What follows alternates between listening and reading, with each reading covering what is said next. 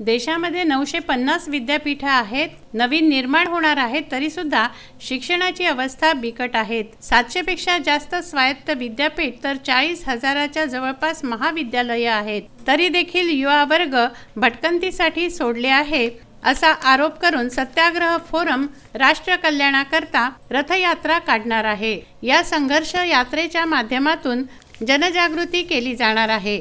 26 जानेवारीपासून ही रथयात्रा निघणार असून अमरावतीसह 35 जिल्ह्यांमध्ये ही रथयात्रा फिरणार आहे।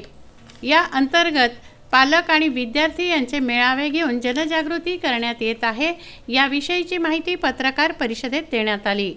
महाराष्ट्रभर 20/1/2020 पासून आदरणीय अब्दुल कलामजींनी एक स्वप्न बघितलं होतं, मिशन 2020, आणि त्या मिशन 2020 मध्ये आज शिक्षण पद्धतीचं काय स्वरूप आहे, त्या शिक्षण पद्धतीचं एक वास्तविकता काय आहे। मग त्यामध्ये स्पर्धा परीक्षा असतील, महाविद्यालय असतील, विद्यापीठांची शिक्षण पद्धती असेल, या सगळ्या शिक्षण पद्धतीवर आधारित आजपर्यंतचा युवक कुठल्या दिशेने उभा राहिलेला आहे आणि तो सक्षम झाला की नाही झाला, तर याचं उत्तर अर्थातच नाही असं आहे। तर ही शिक्षण पद्धतीत बदल घडविण्यासाठी आज मिशन 2020 पासून मिशन जनजागर अभियान, एज्युकेशन पद्धती काल, आज आणि उद्या या विषयावर संपूर्ण महाराष्ट्रभर येत्या 26 जानेवारीपासून 1 मेपर्यंत एक जागर अभियान आम्ही राबवणार आहोत सत्याग्रह फोरमच्या माध्यमातून।